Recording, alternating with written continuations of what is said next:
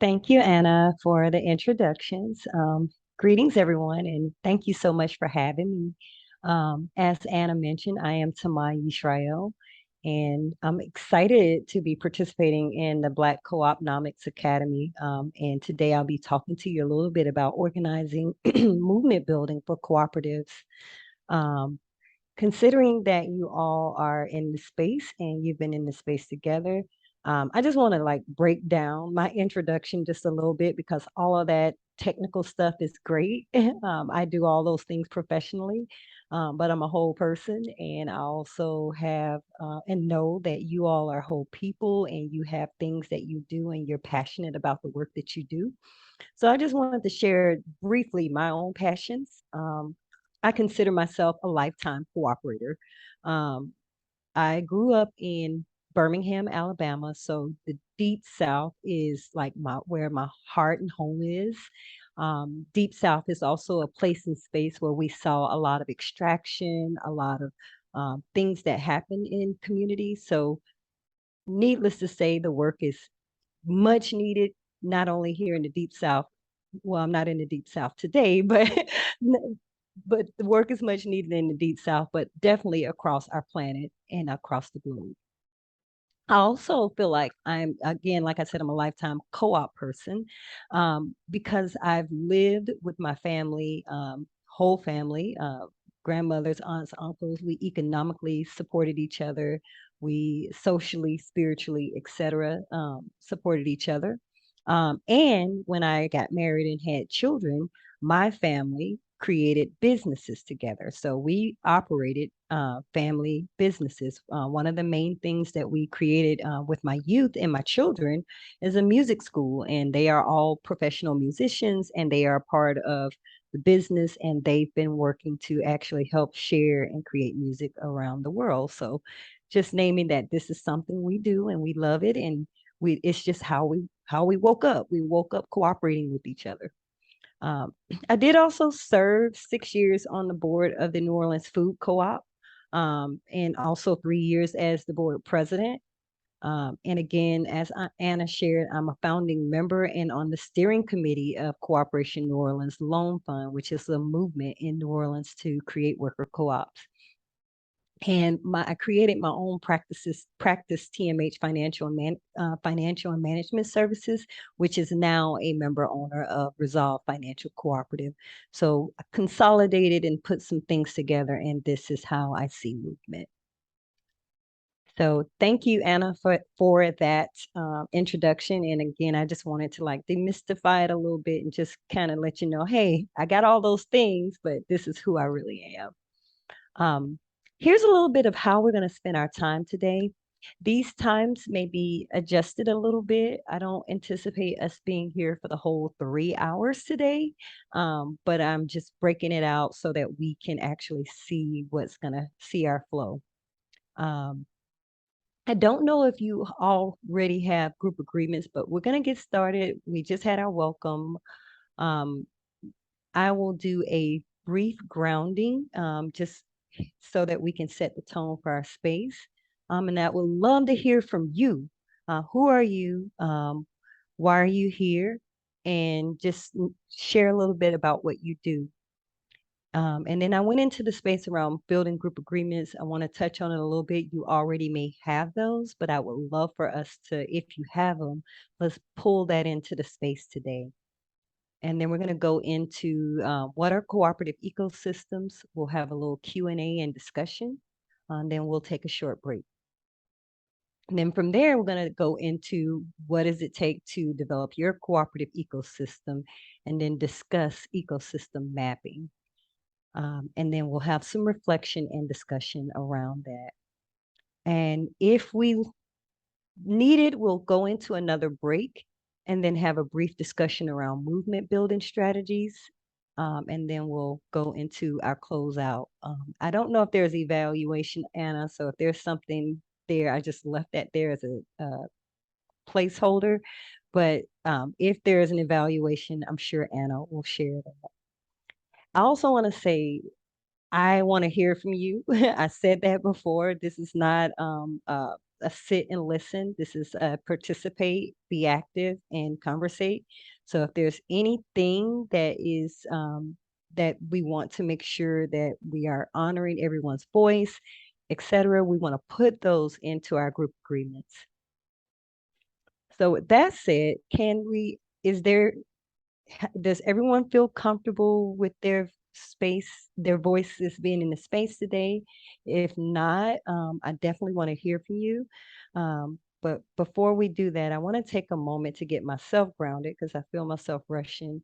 And I tend to do that with a little bit of a breathing exercise. So if you, just like me, need a moment to kind of get yourself together, I want to lead us into a small breathing grounding so that we can be in the space together. I want to invite you to close your eyes and whatever you're thinking about, you can definitely honor those thoughts. But while you do that, take a deep breath in, breathing in through the nose and releasing whatever energies that you may be holding with the breath out. And still honoring your thoughts and what you're holding on to, what you might be holding on to with the second breath. Breathe in. And then on the breathe out, clearing your thoughts so you can be present in this space.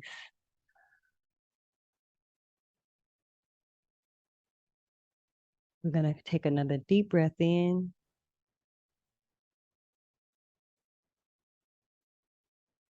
And then releasing any additional holds that we may have on the next breath out. I'm going to invite you to take one more deep breath.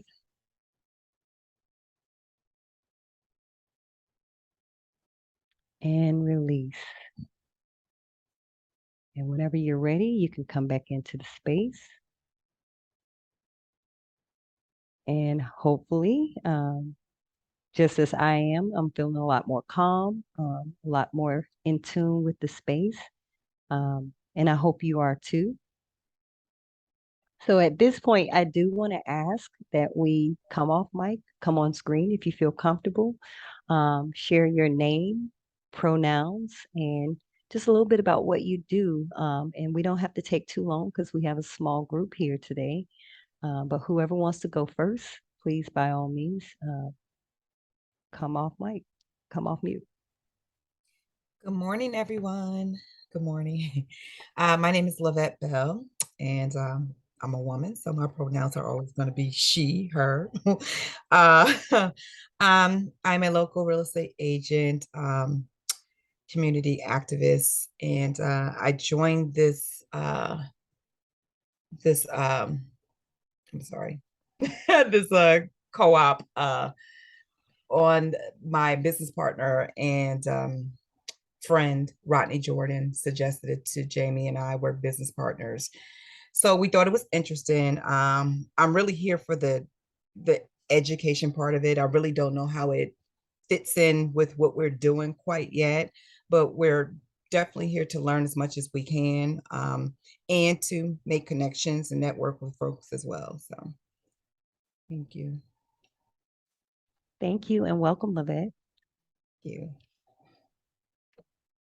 Good morning, everyone. My name is Wendell Holmes, and my team and I created a nonprofit called Charles Johnson Park Development Corporation a while back.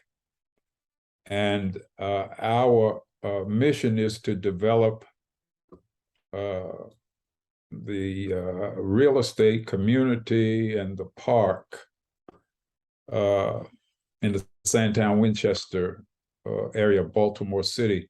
One of our initiatives is to create businesses and locate them on site. And the cooperative,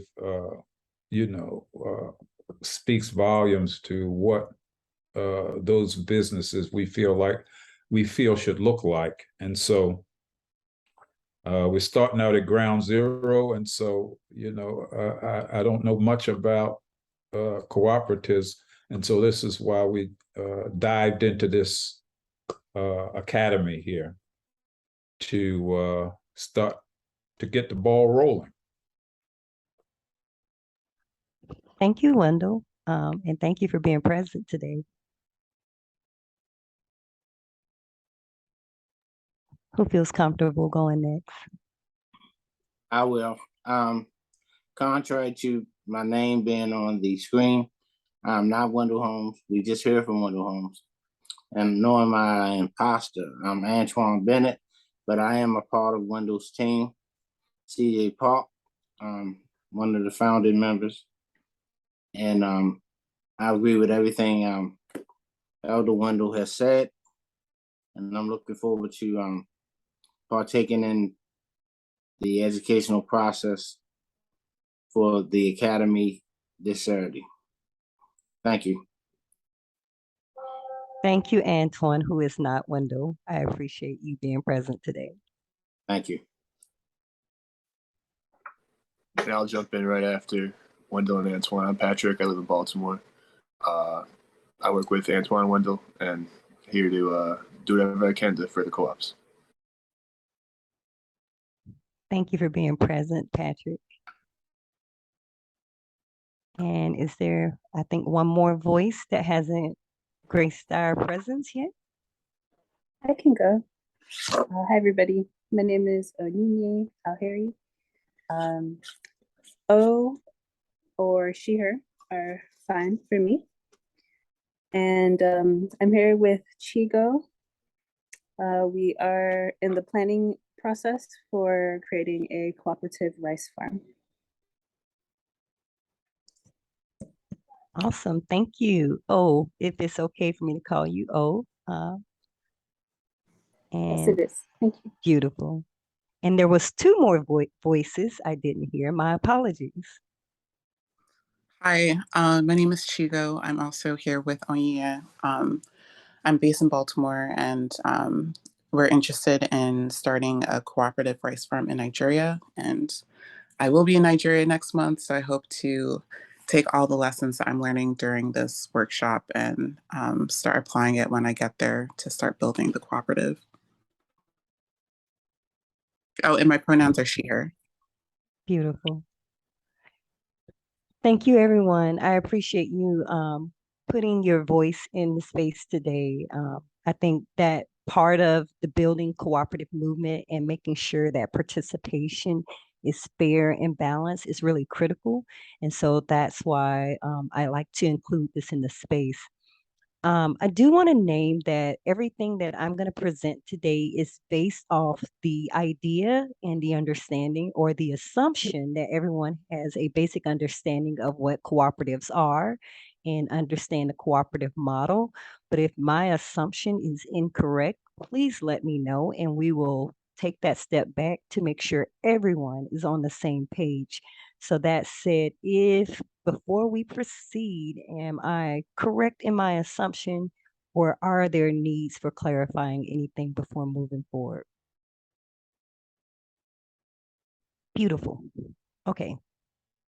Well, for me, one critical element of creating co-ops are how we come together and how we share space. And this is not only critical for the actual co-op, but this is critical for any movements around co-ops. And as community advocates and people that are what I call boots on the ground, we know that having a shared set of agreements and practices sets the tone for space so that we can share space together in a way that makes the work more fulfilling and we all meet our needs the best we can. So I want to spend a little time today in this processing and coming up with group agreements for this group and just for this session. And you'll see the need for this as we move along in the workshop. But group agreements or community agreements creates that shared culture. They are the mutually agreed upon accords to help create a culture that allows conflict to be discussed and then put to the side while maintaining the sanctity of the community. Or, you can also say that they are a set of expectations that each member of a community has agreed to abide by. So this helps us when we're creating collective spaces to make sure that we're on the same page and we have clear process for how we do our work, and that everyone feels agency around sharing and their voice being participating. So in this, I want to ask you, are there things that would help you feel like your voice is heard, shared agreements that we want to put on the table? And I would love for us to take a minute or two. This is a participatory workshop. Are there things that we want to do to actually have in our group agreements? And I'll name like a standard one voice, one mic. That's always one that people use and tend to put in the space. I guess I have to pop out of the presentation to type in there. So I'll type that in there. And then I'll also make room for anyone who wants to put one on the floor.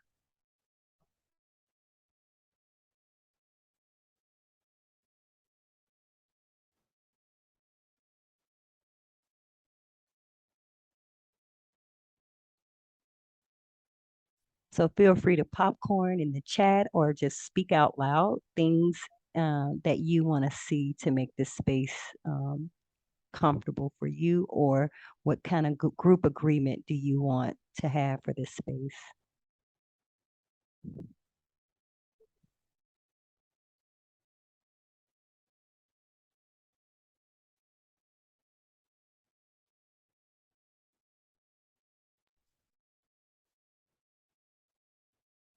I'll jump in just to get the ball rolling. It's top of mind because we talked about it last week on my team. Just having dedicated time to come together. So you might have problems, you can deal with them ad hoc, but it's always nice to have a set meeting time.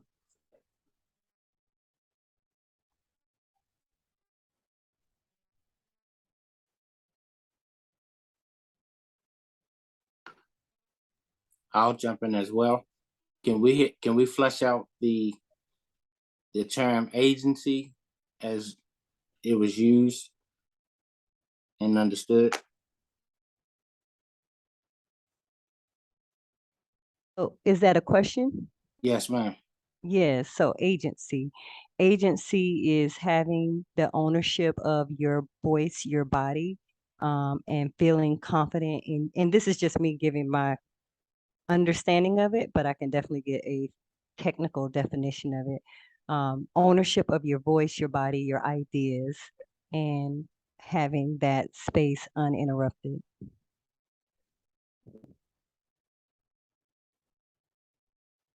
Is that both the technical term and the sort of idea as you understand it? It is the idea that I understand it and not the technical definition. Because agency also is space, right? Yes. To do so, yeah. So you want to flesh that out as one of our agreements? Yes, please. Okay, so we're going to say agency is space, ownership of thoughts, ideas, and I'm sorry, my little Zoom thing is covering up where I type. So ideas and voice. Is there anything you want to add to that? I guess I have another question. I don't mean to dominate, but I want to participate as you encourage us. Now, is there a difference, a fundamental difference between regency and agency? Now, I don't have the answer to that question, so I would invite anyone from the group, as they understand, to offer up their thoughts around that particular piece or that question. Agency and regency. And Antoine, if you could give a clarification on what you think regency means, that would also help. I truly don't know. That's why I'm asking humbly. But I guess in this context, I'll take a shot at it. In this context, I guess it is particularly coming from the community of which we represent, I feel like there's a lot of there's a lack of one voice, one mic, and so I feel like Regency is a attempt at making sure that that doesn't happen, and assure that folks who do not have a platform or a mic or whatever to have their ideas captured, to have their desire captured, their motivation captured. I think I sound like I'm rambling, but that's what I understand as Regency. I like it. I'm gonna go with it. I mean, to be honest, that was the first time I've had that agency versus regency. But for the sake of like owning words and really us coming up to shared agreement, if there isn't any opposition with your ideas around this, I think that feels good for us to move on. And I summarized it by saying regency is the, I'm not gonna say attempt. Regency is to ensure that the mic is shared, is needed to ensure that the mic is shared. Is that summarized Yes, ma'am. decently? All Right right. on the head, nail on the head. Thank you so much. Okay, perfect. Any other offering around group agreements? And again, this could be, as Antoine pointed out, make space and create space. You lifted that out when you said that you are your voice is being in the space a lot. So I'm going to offer make space and take space as a group agreement for those of us who haven't spoken yet.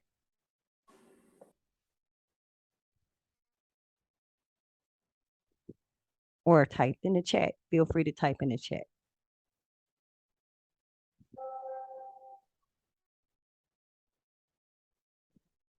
Okay. Well, I will leave these here. We can always come back to them, but it feels good that we are wanting to make sure that everyone's voice is heard, that we have dedicated time to come together and have a set time for meetings. We want people to own their ideas, space, thoughts, and voices, and that we have the regencies to ensure that the mic is shared. And last but not least, that everyone is going to also make a good effort to make space and take space as needed. Thumbs up, thumbs down in the chat if these feel good to you, or on screen, thumbs up, or don't feel good, thumbs down.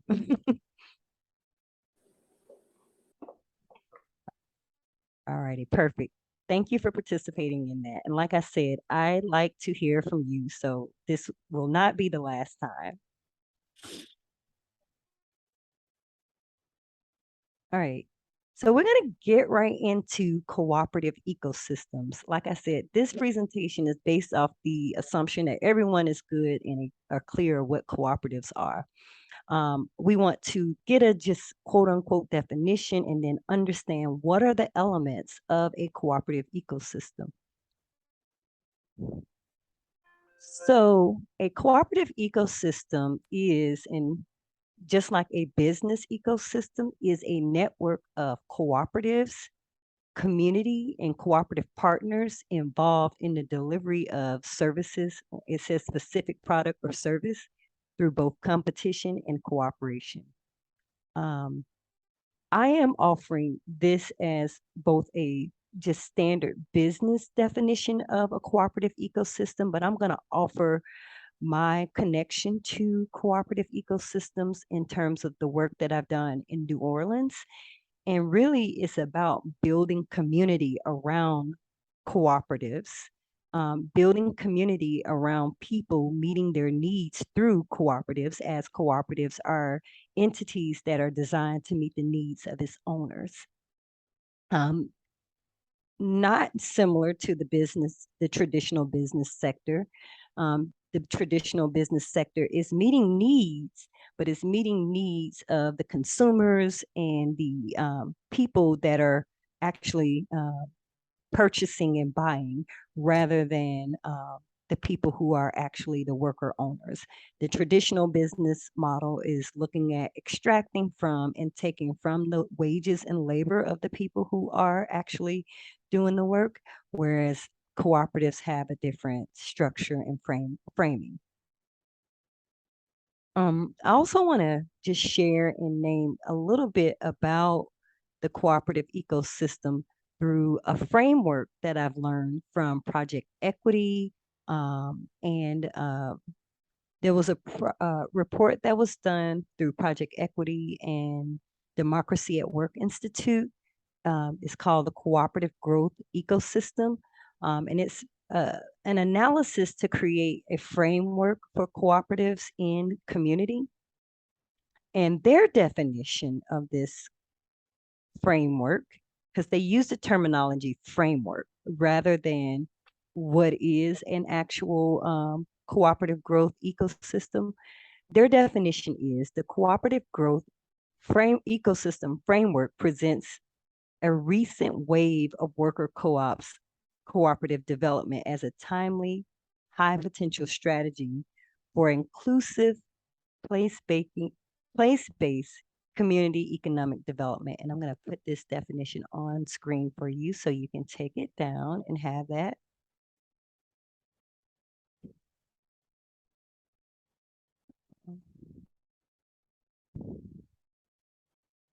All right, so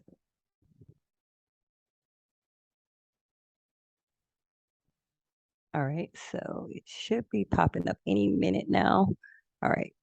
So the cooperative growth ecosystem framework presents the recent wave of worker cooperative development as a timely, high potential strategy for inclusive, place-based community economic development. So I appreciate this work that they've done, because what it's done for those of us who are looking to create worker co-ops in the communities that we serve, is giving us some ideas and strategies of how others across the country have deployed cooperative ecosystems and have noticed like a natural development of cooperative ecosystems. Places like Philly, I know, have put some intention in creating cooperative ecosystems. I can tell you that in my community in New Orleans, we've put some intention in doing that work as well. And communities across the country. So if I haven't named or didn't name them all, because it's just impossible for me to know all that stuff, but just know that there are people and examples that you can take from across the country. I'm going to go back over to my presentation here. So give me 1 second. All right, so cooperative ecosystems have elements. And based off this research, looks like it's coming through a little fuzzy. My apologies for that. There are several elements that are needed for co-op businesses to actually grow and actually be developed in a community. And so I want to go through some of these elements in particular. And there are several like tiers of elements. So this is the first tier, and this tier is about building blocks for scale, meaning that it allows co-op based businesses to either be built and or scale their practice. Yes, sir. Let me ask a question. Ecosystems, are they the relationship between individual co-ops and how they cooperate together, or are we talking kind of the structure of internally? So go ahead. I'm sorry. If you understand my question, when ecosystem, I'm thinking we're talking about different co-ops within a particular space and how they interact. Your latter part of your comment speaks to what an ecosystem is in this context. And so, yes, it is the shared environment that in this case, cooperatives use for its growth. So it's more than just one co-op. It's not an internal thing, but it's the community, it's the city, and it's the maybe even the region that cooperatives exist in, and what are all the resources that are available for those cooperatives in that city, region, or whatever, to actually have sustainability, growth, and be successful. So I hope that was similar, a good way to answer your question. But I also want to name that in my mind, what comes to me is a nature reserve. So it's all the things in that environment that allows for a colony of ants to exist. So you might want to look at the co-op as a colony, ant hill.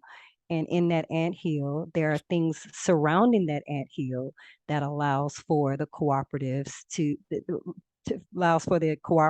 meet its needs. Like the ants may need food, so where are the resources for the ants to get their food, etc. So that's how I like to look at ecosystems. Yeah, very good. That cleared it up very well. Thank you. Thank you. Okay. So from there, like we were just naming, food is an essential element, right? For most businesses, having skills, management skills, and expertise is like really critical. If there are practices and businesses that you're building, and each of you have industries that you specialize in, if you don't have that skill or capacity, your business cannot be created. So this is why this is what we call an essential element. So as mentioned here, it's like I said, it's a little fuzzy, so I apologize. So I'll read them off. Core job skills. So if you don't have the labor force that are able to actually run the business, then you can't have the business. These kind of go without saying. The other part of it is because they are cooperatives, how do you share governance? And if there aren't individuals in your area that have the skills of teaching shared governance, then you create challenge that it creates a challenge for you to actually have a co-op model. And the assumption around governance is decision making, policies that are beneficial for the organization, practices that you put in place, etc. And then, of course, under that skills and capacities sector, we have growth oriented entrepreneurial leadership. And that's a loaded term, but to break it down, people that are able to scale up, that have the entrepreneurial mindset to lead the industry and help support others that are willing and able to move towards spaces of leadership. So skill and capacity is needed. So if you are doing urban farming, if you don't have urban farming skills and labor, you cannot have that cooperative. The second critical piece is finance. And I think we all are very familiar with this critical piece.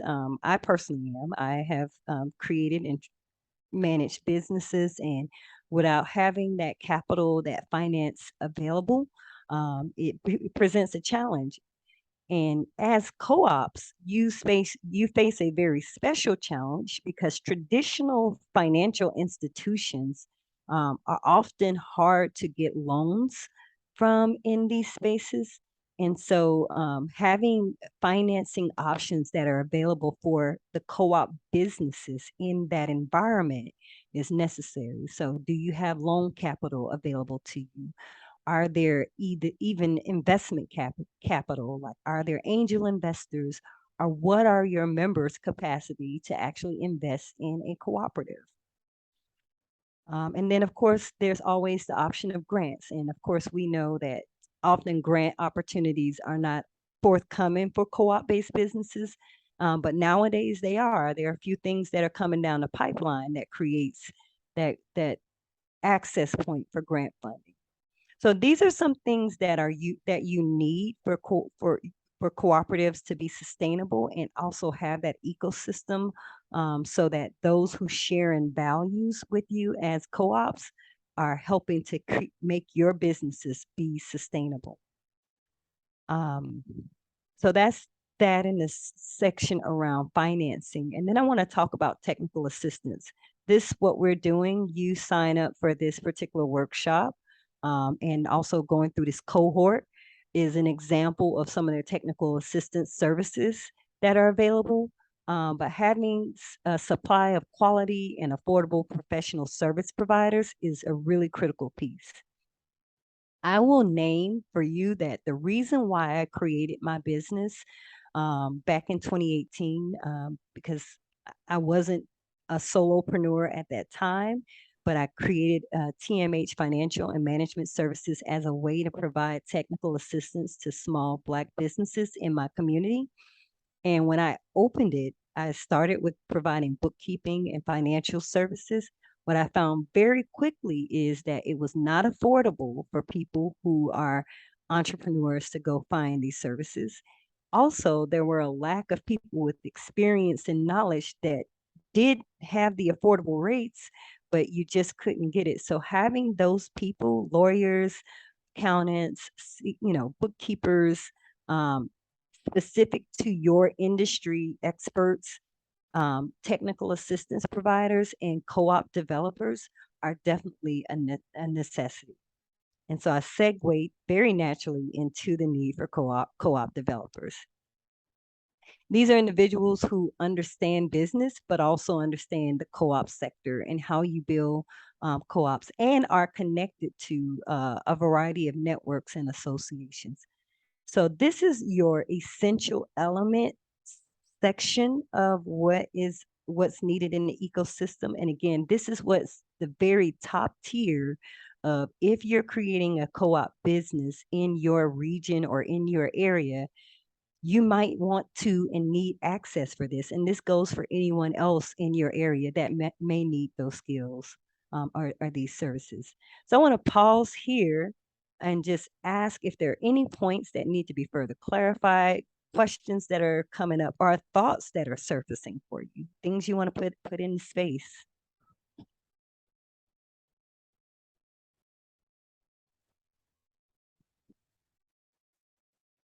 Okie dokie. Well, we will go on to the next sector of elements. If not,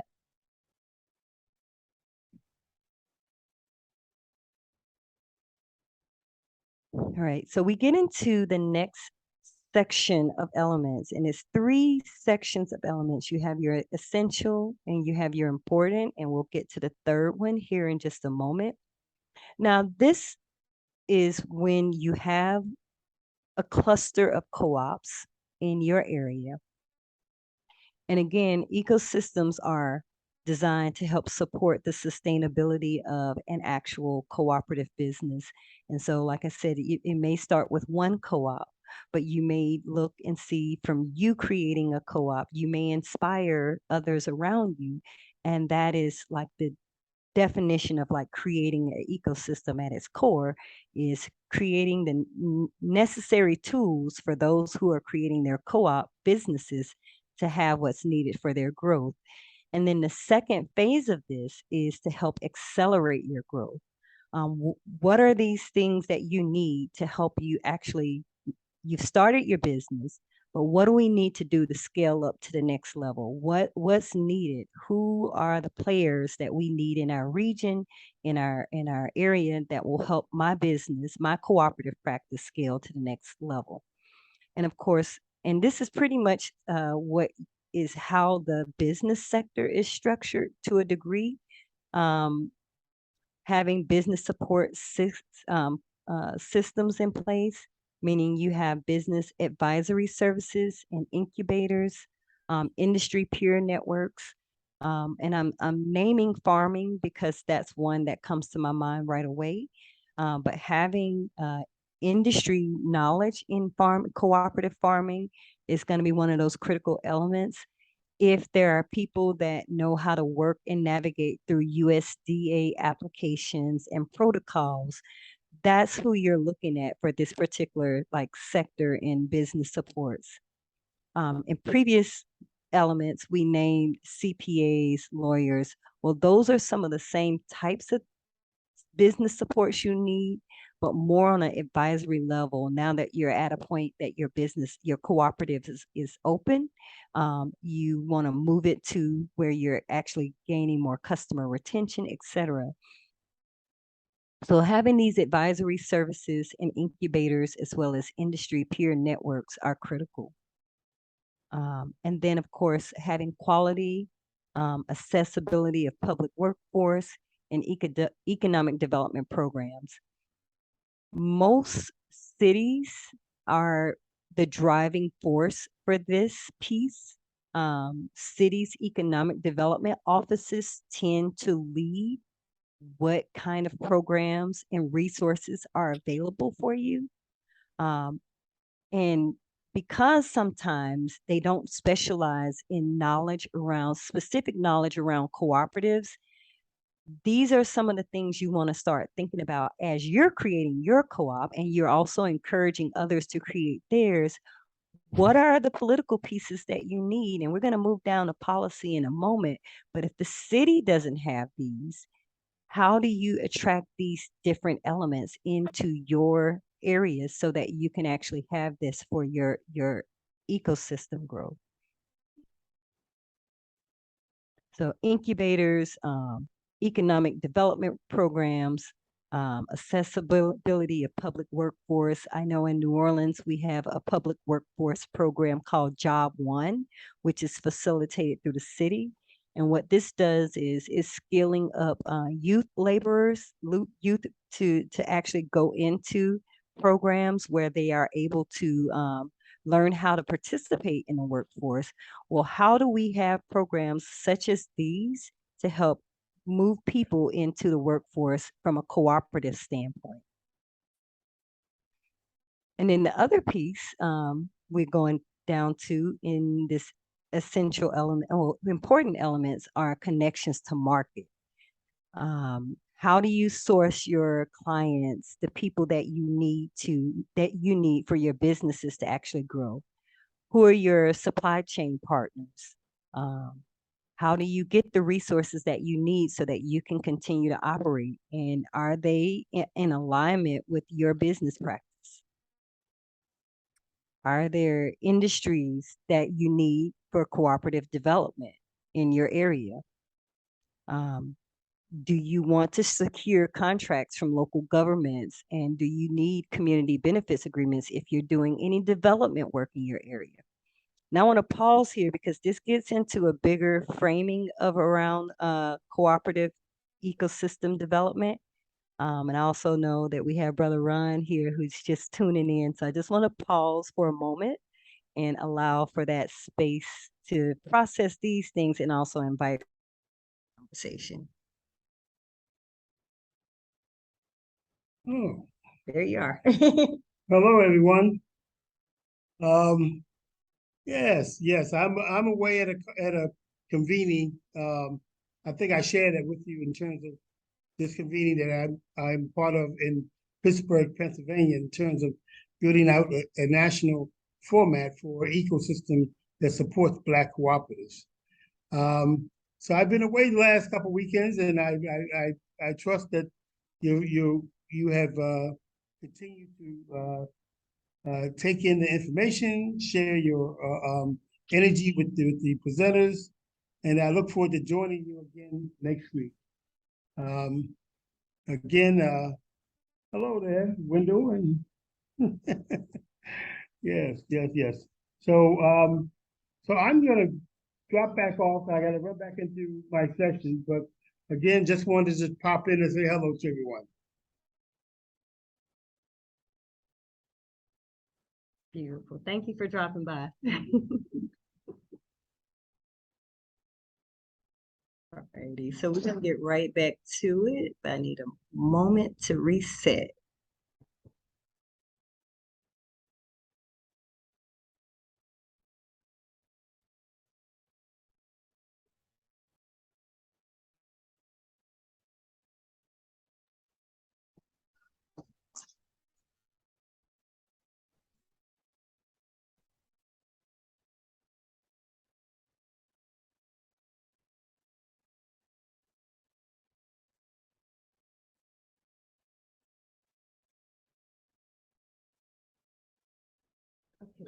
So we are now back at those important elements. I want to pause here too and ask, how is this information sitting with everyone? I'm pretty sure this is familiar from like the being in the business sector, but just want to kind of get some resonance from how this information is kind of sitting with everyone. Are there any familiarities to the work that you're already doing? I'm pretty sure it is, but I just want to do a check-in to see how this is resonating with everyone. Anyone can pop off, come off mute and share if they want to, or if not, we can keep going.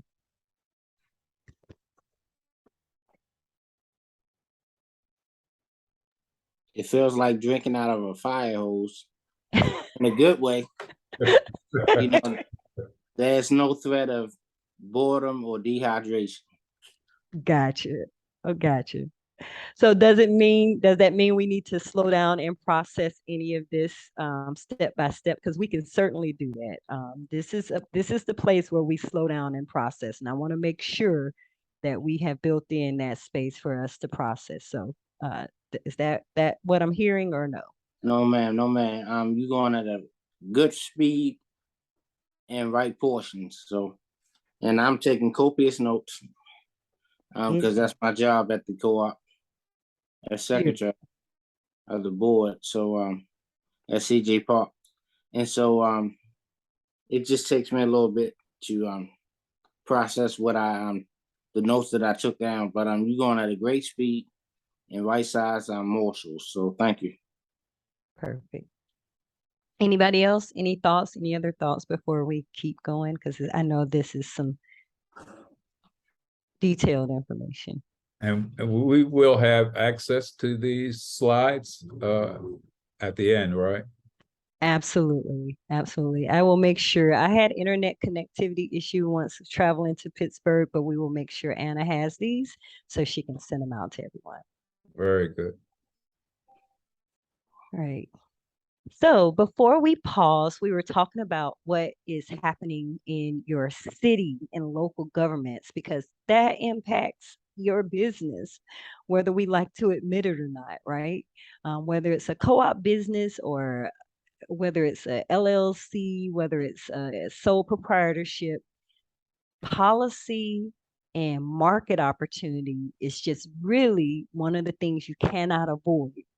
And so the reason why we think about these things when we're developing not only our co-ops, but really considering that we developed our co-ops out of a need and other people like us are developing their co-ops to meet their need. And so they're going to run into some of the same challenges you might run into when it comes to interacting and engaging with the city, state, counties or parishes, depending on what state you're in. We have parishes in Louisiana. So whatever it is, you're going to have some favorable policy for you to open your business, whether that's taxes, whether they're business barriers, whether they're incentives. Understanding the environment and understanding what elements you need for a successful creation of your business and growth of your business are all elements that you want to start considering when you're talking about creating a cooperative growth ecosystem. Is there room for government funding? Is the government willing to give and support cooperative development in your region? Are there laws that are favorable, pro-cooperative laws and regulations? And just as an example, states like Louisiana have farm cooperative policies and education cooperative policies, but they don't have policies that allow for cooperative corporations or worker co-ops to create itself as a cooperative business under business entity type. So the entity type is either going to be a LLC or a corporation, but not a cooperative corporation such as in Louisiana. There are states that do have these favorable policies. I know California has a cooperative policy.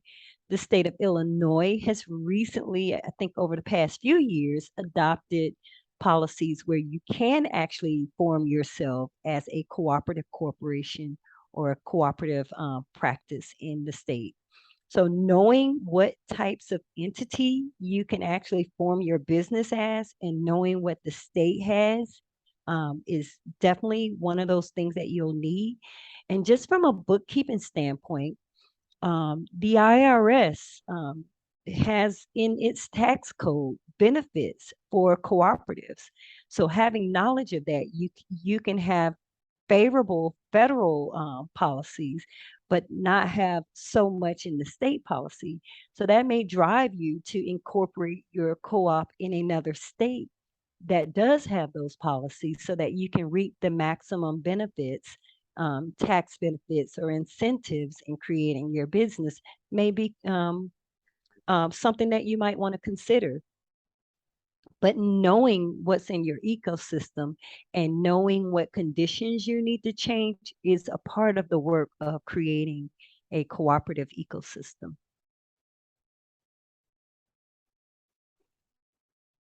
And then finally, in this important elements section of the pie, bite of the pie, we're thinking about advocacy and partnership. And I was alluding to this in the last part of it.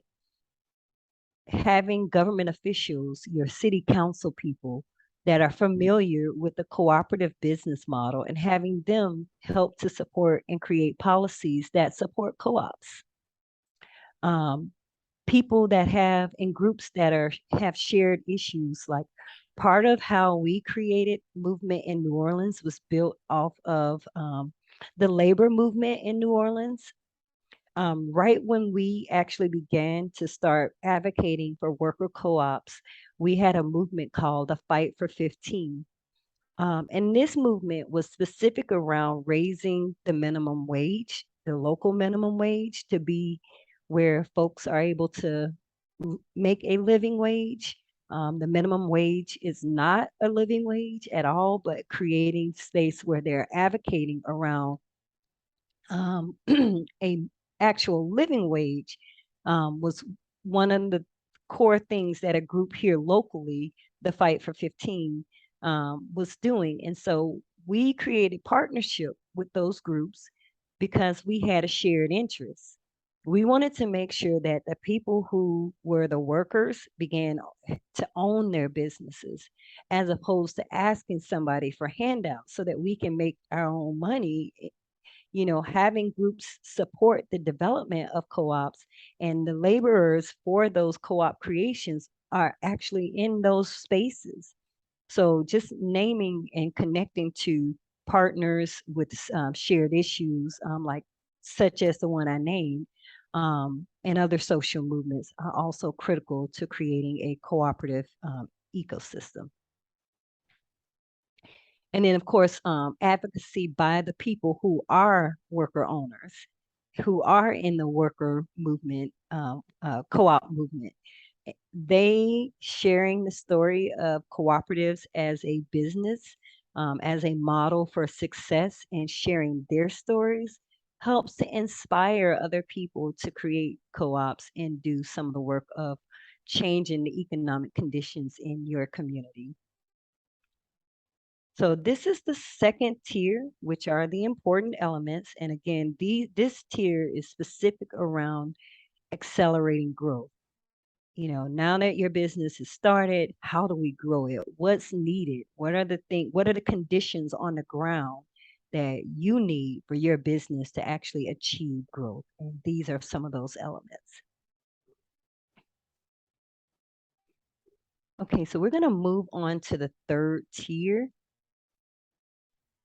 And I do want to make note that I'm a little over time, but I'm going to get this tier in.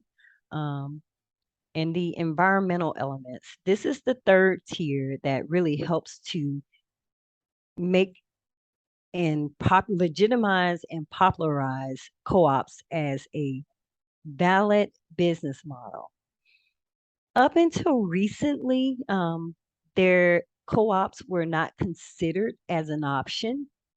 And the need to legitimize cooperatives as a business option is needed. I mean, it's just I can't find any other words to say is that there hasn't been a whole lot of movement around people saying that using cooperatives as a model, specifically as worker owners. We had a lot of agricultural co-ops, we had a lot of consumer co-ops, but not a lot of worker-owned co-ops. So what is the work to make this option available to anyone who wants to create a co-op? And so these are those elements. You want to have values-driven businesses that are advocating and like naming this model. So if you're developing your co-op, you can be considered one of those values-driven businesses, and you may be an anchor for co-ops to be developed in your region. What your business could be is a symbol of strength, embeddedness, and you can also be a practitioner that reaches out to worker co-ops in your sector. So the importance of the work that you're doing now is really setting the tone for the creation of new businesses in the future. There are other models such as other co-ops, people that you know that are creating co-ops. Um, There are other business models like B Corps that are values driven businesses. B Corps are benefit corporations. They're not necessarily nonprofits, but they are one that has a low profit margin, but more so specifically as a organization to benefit the environment. It's that triple bottom line, the people, the planet, and of course, the I forget the last piece, so I'm having one of those, the people, the planet, and purpose. There we go. It came out. And then ESOPs are another. These are the employee equity programs that existed before some of the worker co-ops came out. So those are other models that can be used that are value-driven businesses, and then other social enterprises. And so the strength of what happens in your region really kind of depends on the connectedness of people that are doing work around this space. And so this will help legitimize and popularize what you're doing in your region. And then of course there's a need for attitudes and culture.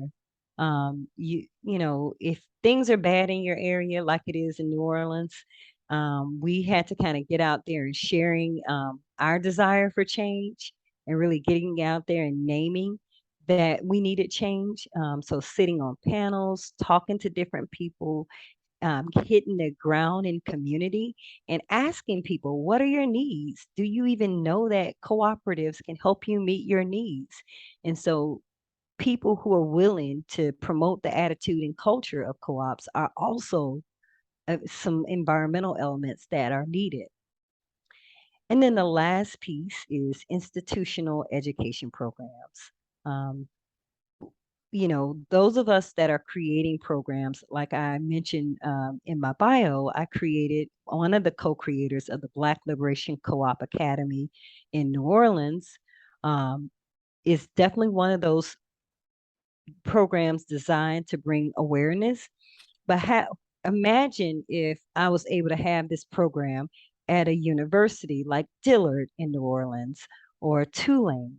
Um, these are the types of higher level that helps to legitimize and popularize. And then the last piece is the integration of co-ops in your small business development centers. So the SBA is now looking at adding more funding for this piece. And so we are now at a critical point in history where the federal government is now looking at ways to really reconnect communities and having some of education and of course integration around cooperatives. And these programs have been a really critical point. So that is where we are with the elements of cooperative ecosystem. Do we have questions, comments, ideas, things that are surfacing for you?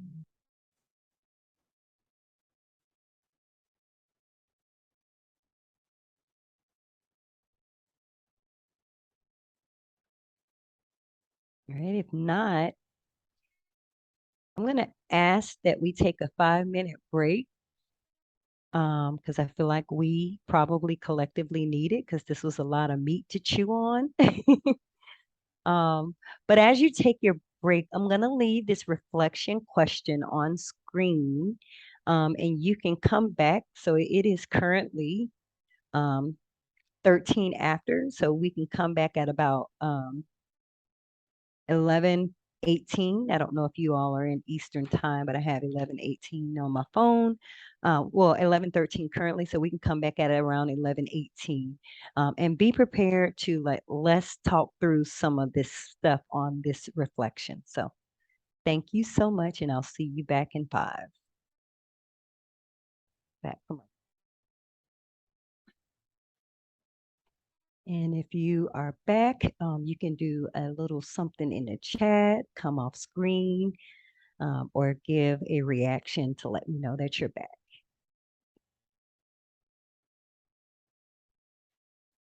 All right.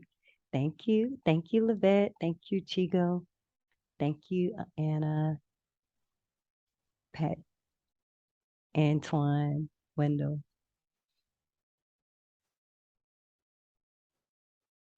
Give one more moment for O and Patrick.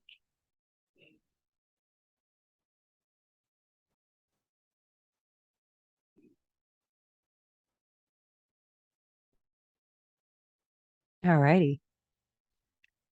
I believe I saw a thumbs up from O. If not, please stop me. But if not, we can keep going. So I want to ask y'all to come off mute because this question is for you. Considering the work that you're doing and all these different pieces that I named, right? Where does your work fit into this framework? And we can go back to, and I have a piece that I could share that has all the elements on it. Give me 1 second, like a big view of it. And I'm also going to drop a link in the chat here in a moment to this whole report for your consumption at your own pace. So let me there we go. See if I can get this on screen big enough. It may not be as big where you can see all the words individually, but we're gonna see what we can do.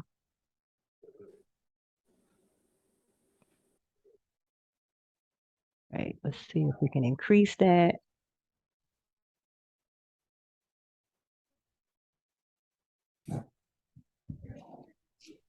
All righty.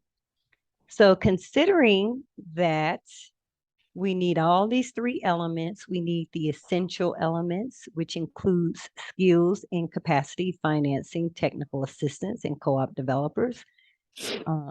Important elements such as business supports, connection to markets, policy, and advocacy. And then finally, environmental elements, which includes values-driven businesses, attitudes and cultures, cooperative education. The question was, how does your business fit into this framework? Are you seeing yourself as the skills and capacity? Do you provide financing? Do you provide technical assistance? I'll pause and hear from you.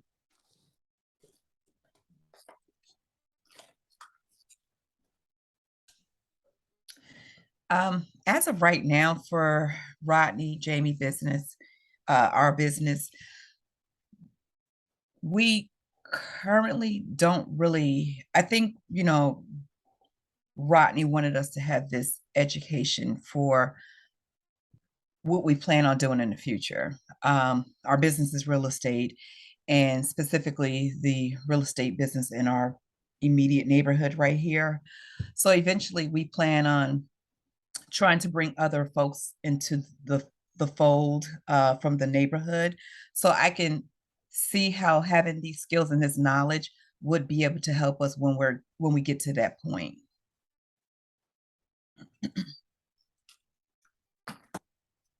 Beautiful, understood. And it also presents one of the things that I'm thinking that you're kind of leaning into is being one of those that are values driven, um, and learning and becoming educated in the cooperative as well as attitudes and cultures. But a big piece, I'm gonna just name this because real estate leads to policy. Right. Mm-hmm. So when you own the land and you are helping people own land, you influence policy. So don't count yourself out of the game of the framework, because what you have is a good piece to help people enact changes in policy in your area. What Right. kind of businesses can be zoned in the areas that you are selling real estate in? Mm-hmm. What are the codes? What are the ordinances, etc.? Right. Thank you for sharing that, Lavette. Thank you. You're welcome. Anyone else?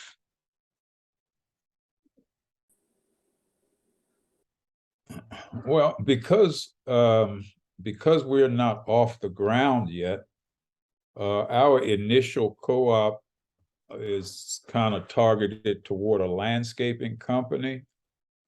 So we have some folks that are actually engaged in landscaping. And so I guess that would fall into the skills and capacity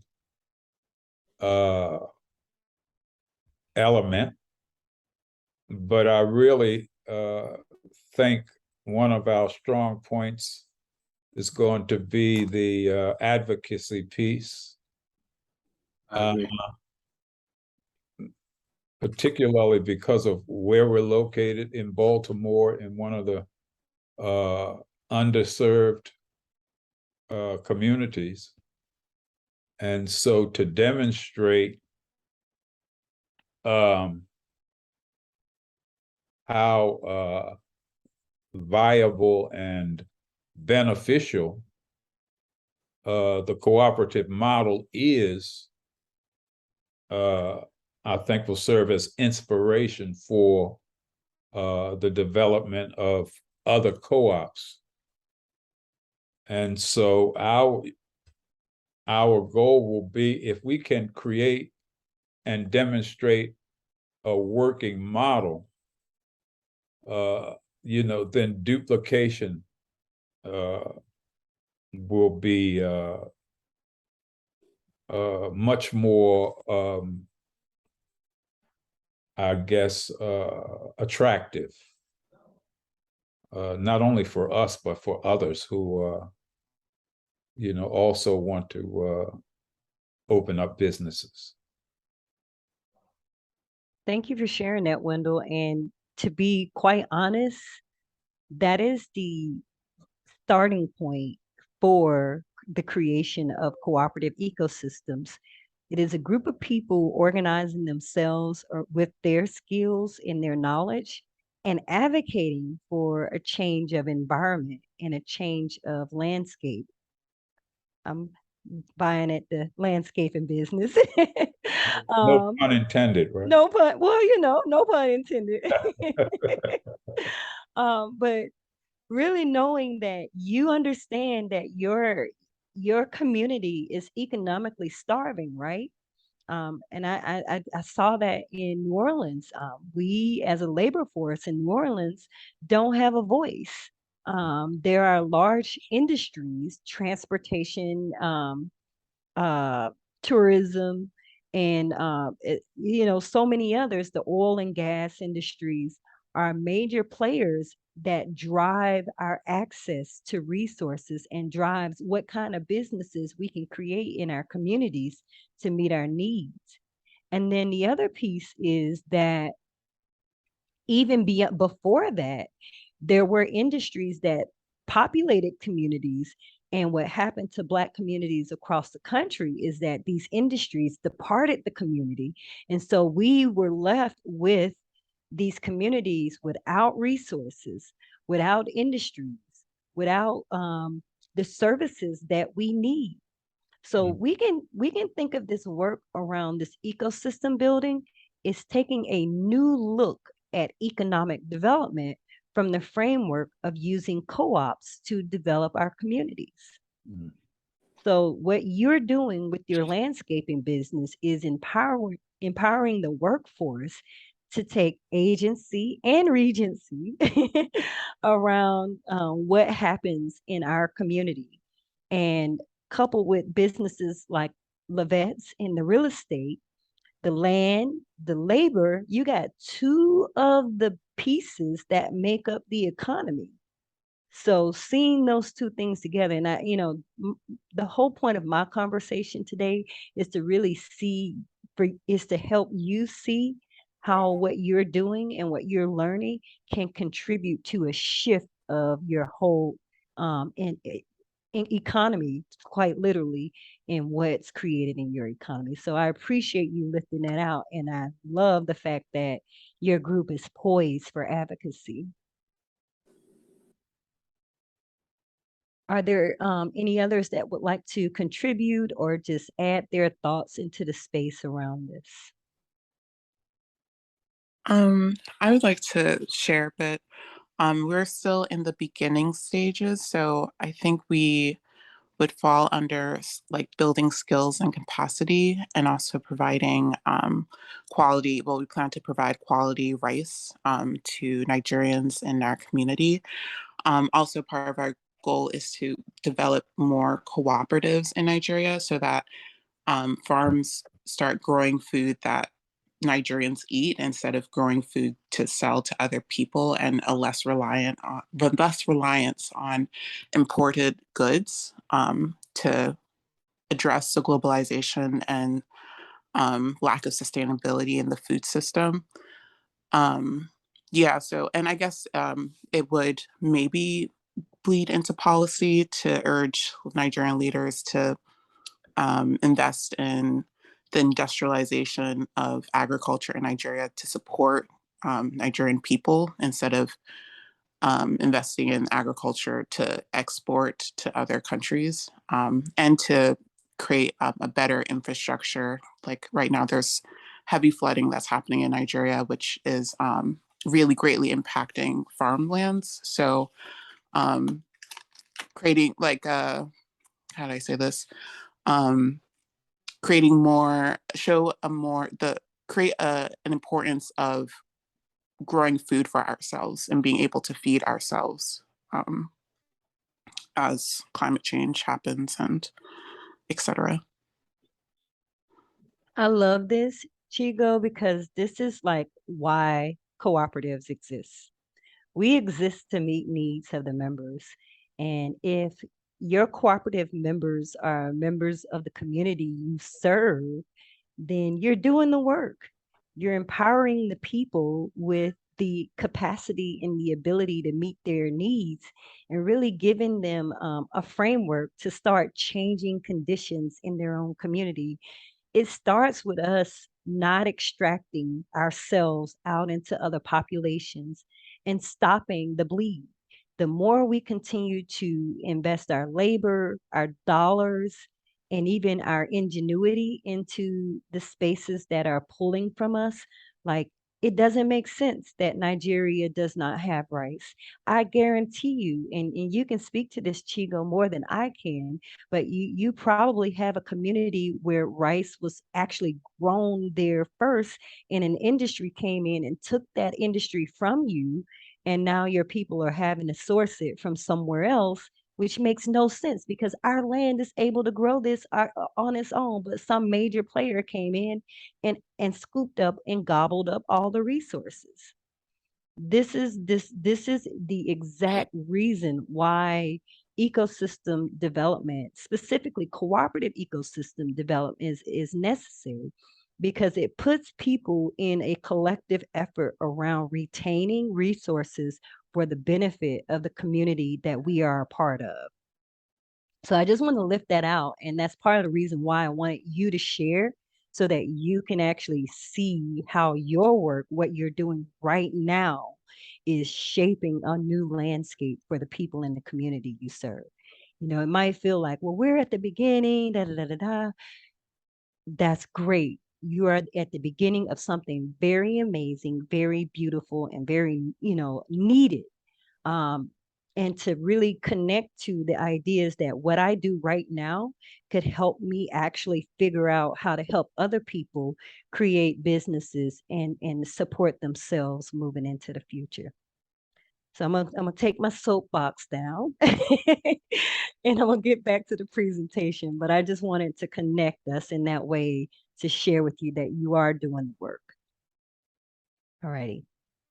So the second piece of this puzzle that we want to talk to is how do you develop it? Now that you got an understanding of all the things that are needed, there are some steps that you can take to create a cooperative ecosystem.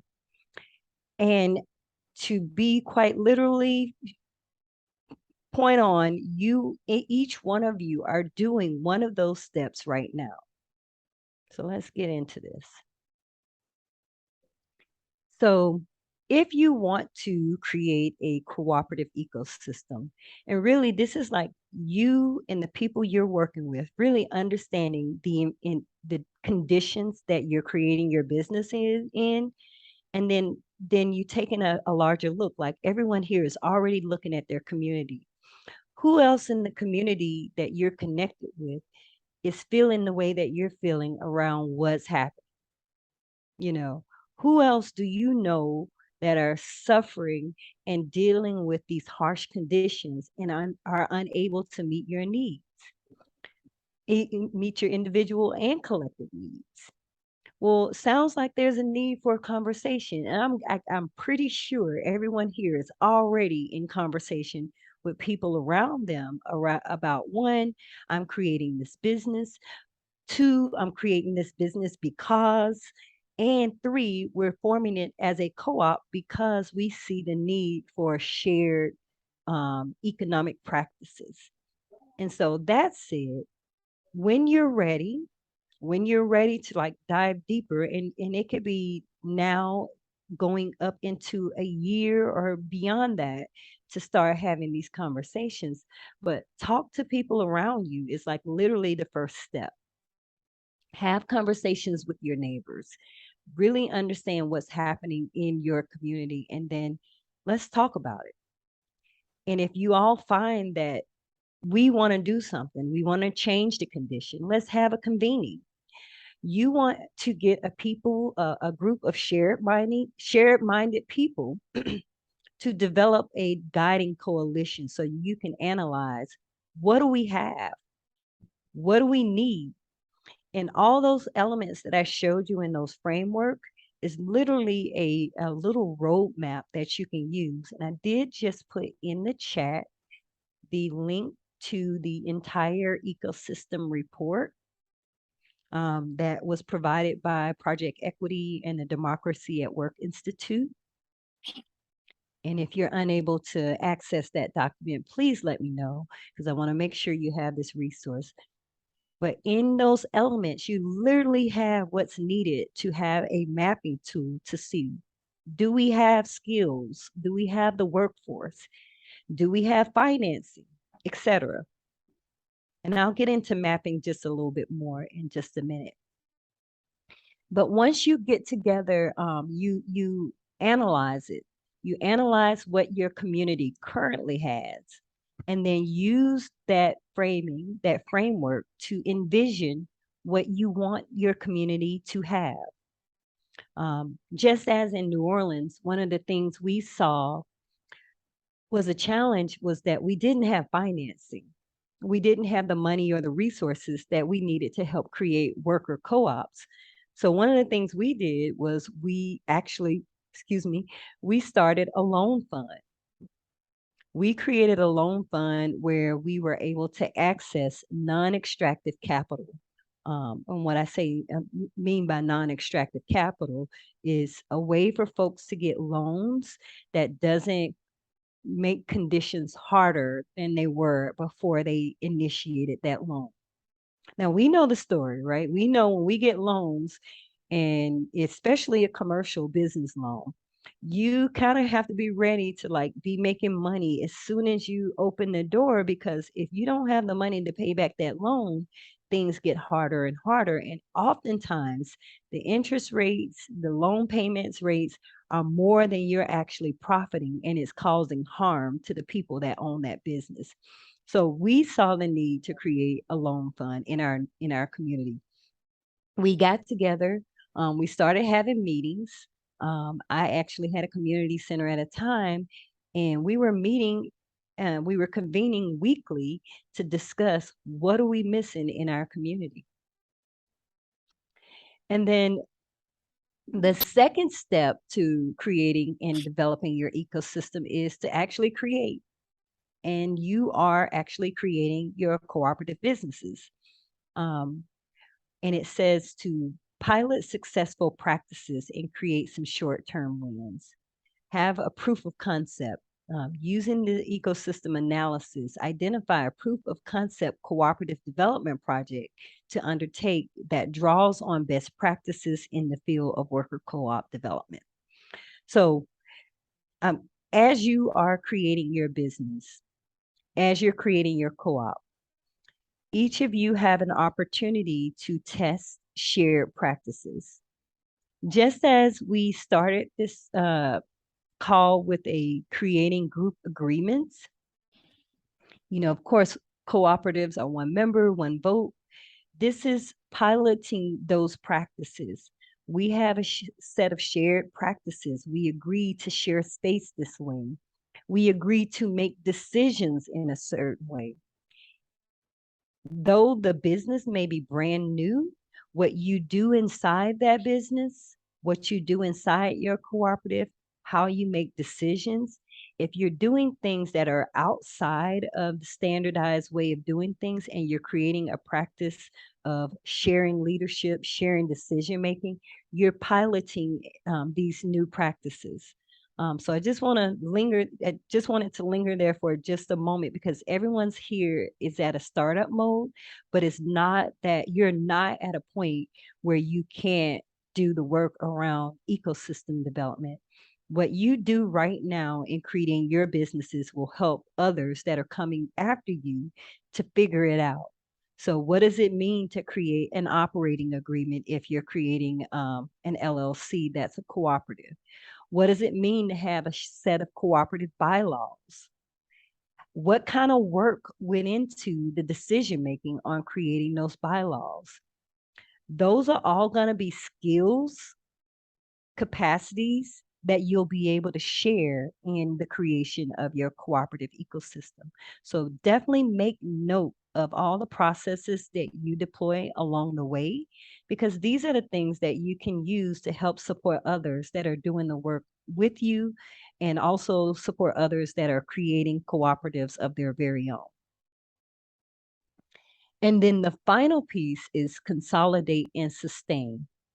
And build, this means to build momentum towards a tipping point. You are anchoring new approaches to create a new mainstream. And just to elaborate on that a little bit, for those who are at the beginning, you may be one voice, one spoke on the wheel right now. But as you start asking questions and having conversations with people in your community, you may find that there are other spokes of the wheel in other places in your community. And so the consolidation is find out who else is building their business the way that you're building your business, with the intentionality of democratic shared governance, with the intentionality of changing the economy so that the folks who are most marginalized are actually making the decisions. The lessons you learn in your creation of your business and the lessons that they've learned in the creation of their businesses can be consolidated into some practices that help shape and frame your ecosystem and how other practitioners of cooperatives are coming into the space. You may save someone some critical missteps in the creation of their business based off of the things that you're willing to test out and try. Are you and your group willing to test out coming up with group agreements? One member, one vote. Do we do consensus or do we do consent decision making? All of these little pieces are the pieces that help folks really understand how to come together in a very intentional way around a cooperative ecosystem.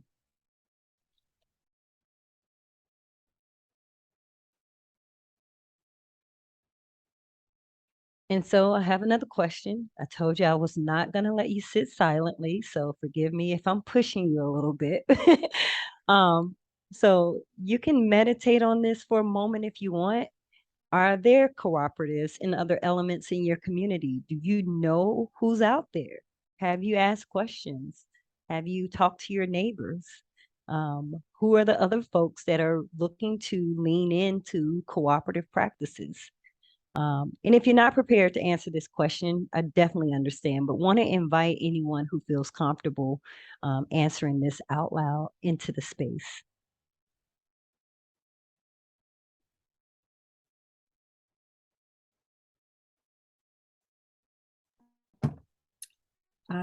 I don't know. I haven't done that homework, but that is a good question. And I think I will, go out of my way to try to find out.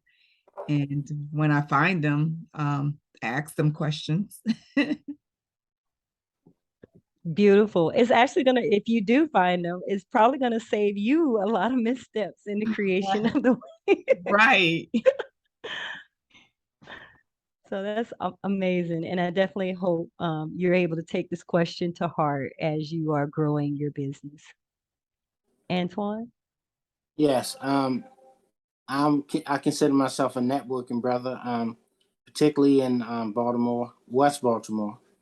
And I've rarely or if ever heard the term cooperative or this idea of a cooperative in the different circles that I've been in. And I've been in some pretty leading organizations and collaborations, and I haven't heard of the cooperative until Charles Johnson Park by way of Elder Wendell Holmes. So, guess I'm answering the question no. So it's a new experience for me. Thank you for sharing that. I appreciate that. And also speaks to once you get into practice of learning how to be cooperative, who are you going to go tell about cooperatives? Who are you going to share this messaging with? Oh yeah, I got the football going into the touchdown. The end at this point, I feel like. And remind me, are you in DC as well? No, Baltimore City, West Baltimore. West Baltimore. Okay. Sandtown. Got you. I'm confident we probably have some historical context of cooperatives and cooperative practices in that region. Whether I can name them or not, I'm not right at this moment, but I'm gonna make space for Elder Wendell to come in and share some history that he may know or people he may know. Yeah, well, I do know there is a restaurant that's been around for a couple of years. That's a cooperative, worker-owned business, and they've made several moves. So they were at one location, they moved to another, and then they've recently moved to another. I haven't had any personal conversations with them, but I do intend to. Are you talking about Red Emmys? Red Emma's, yeah. And so speaking to what Antoine was saying, once that word gets in your mind, a red light goes on. So he was sharing with me about an individual at the state university who talked about or has started certain cooperative businesses. Yeah, he's not in Sandtown proper. Yeah, but in the city. And so, I'm sure he'll be reaching out to him, and trying to glean some information from him. And I want to encourage you to talk to the folks at Red Emma's because they definitely have some knowledge on cooperative practices. But go ahead, Antoine. I apologize. I think it was Patrick trying to say, but I do have a question. Patrick, Oh, go on, Antoine. Yeah, what's up? So what's the difference between a cooperative and a meritocracy? What was the word? Meritocracy. Merit, I guess. I guess I'm saying it right. Or Yeah, you make said it right. a fool out of it. Meritocracy. Yeah.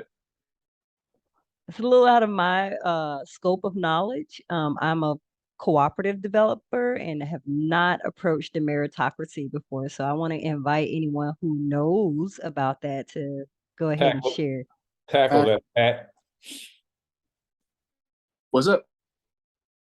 He handing you the I think the definition of meritocracy is everyone gets like resources based on their skill level or based on what they've done, right? But I think the logical fallacy is it doesn't really exist in the world, right? Like there's biases everywhere. So the idea of a meritocracy is good, but it doesn't always work in practice.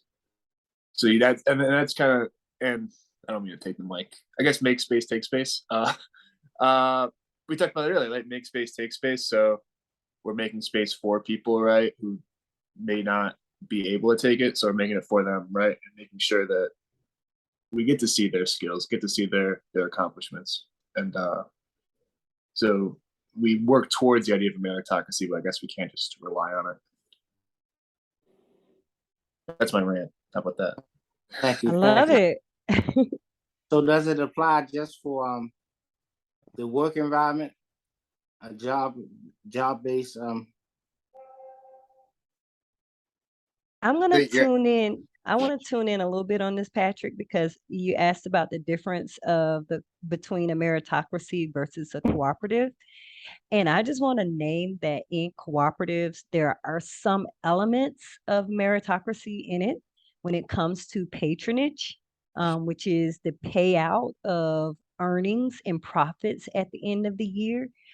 So I don't know if meritocracy has it's like its own like broad system of economic development, but I do know that cooperatives are based off of the principle of one member, one vote. So when it comes to decision making, when it comes to how the organization makes moves, then there's an equal playing field when it comes to the decision making, depending on how you're structured. If you're a worker co-op, you generally worker co-ops are ran by the people who work for them. And so there's not a board over them that's telling them you have to abide by this policy. The workers are actually members of the board and they're creating those policies. And in that, there's one member, one vote. But principles of meritocracy is pulled into the cooperative framework when it comes to profit sharing, when the profits are distributed. So what your buy-in in a cooperative are generally equal. So say, for instance, if you are creating a shared services cooperative like my own, I have a bookkeeping co-op, and we have 3 people from different states. Our buy-in, which is how we own it, our equity buy-in was $1,000. Every one of us. No matter how many hours I intend on working throughout the year, no matter how many hours another member intends on working throughout the year, our buy-in is the same and our voting rights are the same. Now, where a meritocracy pulls into is throughout a year, I may contribute 200 hours. The other member may contribute 100 hours of work, and another member may contribute 50 hours of work. Based off of that formula, that's how profits are distributed from that year.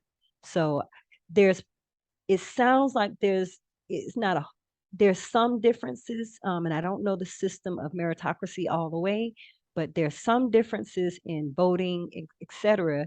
But what I'm hearing is that cooperatives use some of the principles of a meritocracy in their development. Can I jump in, Elder Holmes? Isn't Dove Coat considered a meritocracy in atmosphere?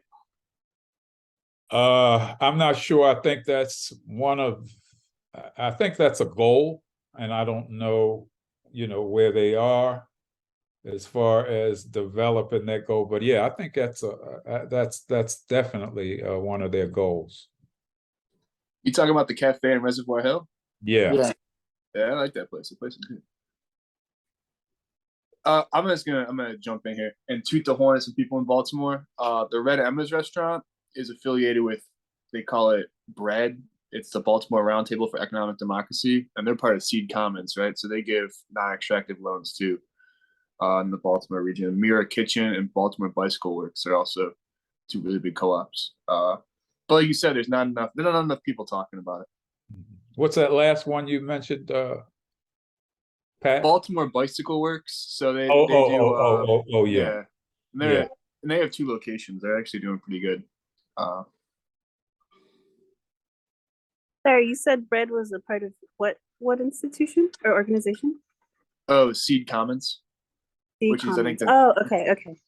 Aren't you part of Seed Commons? I thought you were, Anna. I am. Oh yeah, that's what I thought. Okay, yeah. Yeah, I'm a part of Seed Commons. That's how New Orleans were able to create our loan fund, is through being a peer member of the Seed Commons network. You probably know Dorcas Gilmore then. I know of them. Yep. Yeah, she lives in Baltimore. She's really cool. Mm-hmm. Okay. Thank you for that. That's some awesome feedback, and learned a lot. Learned a lot about who you know, and also lifting out how important it is for us to talk about, hey, I'm starting a co-op. Do you know what a cooperative is? And you might get an interesting conversation from your neighbor. I want to, okay, so this is a little sidebar here. Because I live in New Orleans now, I have heard some very interesting stories about this by asking all of my community elders. Um, if you are in a place like New Orleans, or one that's rooted in a deep historical history around civil rights, you may run up into some histories of co-ops in your community. Um, I'll name a very famous cooperative movement that took place, which ties into this next piece. I mentioned that I'm from Birmingham, Alabama. Maybe I did or didn't, but I'm from Birmingham, Alabama. And pretty much the seat of one of the seats, Birmingham and New Orleans, Atlanta, Birmingham, New Orleans, the seat, Memphis, I can't leave Memphis out, seat of civil rights movement taking place. And in Birmingham, what ended up happening during the civil rights era was a sit down and a bus boycott. And what I saw, I didn't see it personally, but from historically, in understanding the context, one of the largest movements for supporting transportation and a huge element of cooperative economics was the rideshare system that came out of the bus boycott. And I actually experienced the remnants of that when I was younger and I was having my children. We had some community elders that were still doing the rideshare program. And my children's grandmother had a list of people. She had a little card, and she had a list of numbers of the people she could call to get a ride, and you can pay them some cases, whatever you had available to pay them, some cases just gas money. But you can call these people and they'll pick you up and take you where you need to get to. And even some cases, they wait, that one of the gentlemen would pick me up, wait on me to make my groceries and take me back home. So it was really interesting to see that. And I didn't put 2 and 2 together while that was happening. But when I started actually like doing a little research and understanding and knowing that he was one of the civil rights activists, I just had a personal touch with history and didn't even know it.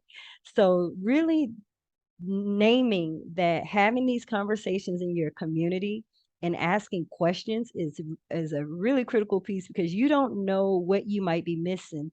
And there is a rich history of Black co-op development that took place across the country post Civil War, during the era of people becoming free and creating intentional communities.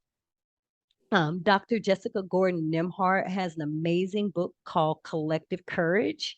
If you don't already have that book, you may already have it. That outlines the histories and the stories of Black cooperation throughout the history of America. So the civil rights era also had a uptick in cooperative practices. You had our leaders like Ella Jo Baker, Fannie Lou Hamer, that were advocating for labor, you know, labor rights, and having the workforce be able to like have fair space into the markets. They advocated for these things, and they also didn't sit waiting on someone to do something. They created businesses that were cooperatives. They created cooperative movements. So ask questions in your community. You never know who you might already know has a connection and in tune with what cooperative practices are. And I'll just share, I am an advocate for folks understanding that although you may not have an idea of cooperative enterprises right off the top of your head, you actually experience cooperative practices on a day-to-day basis, and that you're probably deeply rooted culturally to some of these cooperative practices. Now, I feel like there is a wealth of knowledge in this space. Everybody is connected to movement in some kind of way, in their own way. And so when we talk about movement building strategies, I kind of want this to be a little bit of a sharing and share back, because we all do work in our own way, and it also inspires others to do some things.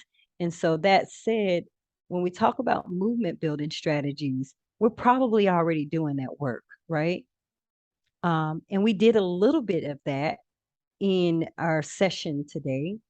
And I want to encourage you to take this tool with you and understand how we share space, which is the group process of coming up with group agreements. You know, movement doesn't happen if people are walking in different directions. It happens, but it's not a shared movement, right? It is people walking in separate directions, and one's going this way, one's going that way, that way. The group agreement is a tool that gets people back into the space together. And as you're working with people, there may be some things that is really important to that person, so that they are able to occupy the space that we're creating together, that makes them feel comfortable and confident. And like I said, we name a few things like make space, take space. Some people may have an issue with coming to a meeting and you just don't have an agenda. We come into the table and we sitting down and there's no agenda. A group agreement could be, we always have an agenda. Like Patrick named, a group agreement is we always have a set time. Like you name, Antoine, being able to have regency over our agency. You know, those are all the things that helps make people, give people the level of, you know, the ability to connect to a space and do the work, and feel like they are owning the work. So I named this back as one of the tools that we use in movement building. But one of the other things that you can do is mapping, asset mapping in community. And I'm just naming this as an offering. And asset mapping, from a standpoint of cooperatives, is basically you looking and doing the research around what cooperatives exist in your area, We put that question out there earlier. So that's one of the notes I hope that you can take with you as one of the things that you'll need to understand what's missing, but also who are your partners? Who are your peers? Who can I connect to help spread the messaging around creating cooperatives? And in the landscaping business, it may not necessarily be that. It may be, who are the other landscapers that are out there that are looking for work? Who needs access to this job? Every one of us are doing some of this mapping and looking into what's out there. And these are the beginning steps to making moves. You may find that when you're asking this question about who needs the landscaping work, who needs to create this landscaping business, or who needs, who needs landscaping services, you might find that you have a whole network of people that want to organize around landscaping services. Well, that indeed was the creation of a movement. If you start getting these folks together and you have a convening, y'all come up with a set of shared agreements and a shared mission and vision around what you're doing, then those are some of the first steps. Now, I heard Antoine mention that he was the network guy. And networking is the essential tool, one of the essential tools to movement building. But I also want to ask those of you who are in the space, because you may have connected to movement in a way, and would love to offer some things that you've seen others do that are elements or strategies to help make movements happen.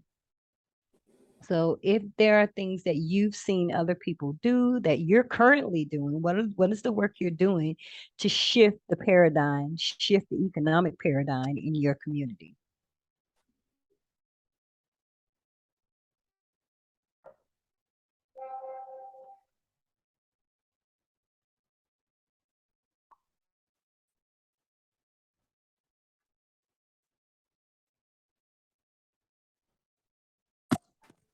What comes to mind for me is, in a lot of movement spaces, the notion of coalition work is like central to any sort of wins that happen. And while coalitions themselves aren't necessarily focused on economics, I've seen in practice that when different organizations get together around a central cause, they are much more willing to contribute resources, including money, but also labor, time, or other resources. So I feel like coalitions are, they at least have a principle of cooperative work, even if it's not explicitly stated. Agreed. I think that was an awesome insight. Coalitions tend to be one of the, groups that are like thinking around how people can meet their needs, and they exist because there is like a shared idea, a shared vision around the work that we do, or whether it's needs-based or workspace. Coalitions create awesome space for people of like-mindedness to get together. Can And I ask there's a a question? Mhm. I'm sorry. What do you do with when you have a member that is kind of headstrong and tends to run ahead of the cooperative, run ahead of the partners in the cooperative? And like we have a brother that is hell bent on having an agenda at every single meeting. And if there is no agenda, then he's totally turned off by the meeting and sort of shuts down. So it sounds like two things taking place. One, that there needs to be this space around how we hold our meetings, which is wrapped up in the agreements. And also in the agreements, and the collective can also, name this if this is one of them, being willing to be flexible for open space. And I'm just naming that, but get into practice of surfacing shared agreements and having folks make a commitment to those agreements, right? So it may be that he's an agenda stickler. Sounds like, I think, a type A personality. I'm not one of those people that put people in boxes or groups or nothing like that, but some of us, and I'm an agenda person. I tend to want things to be on time perfectly. I tend to want things to have an exact agenda, and I want it to go by the minute.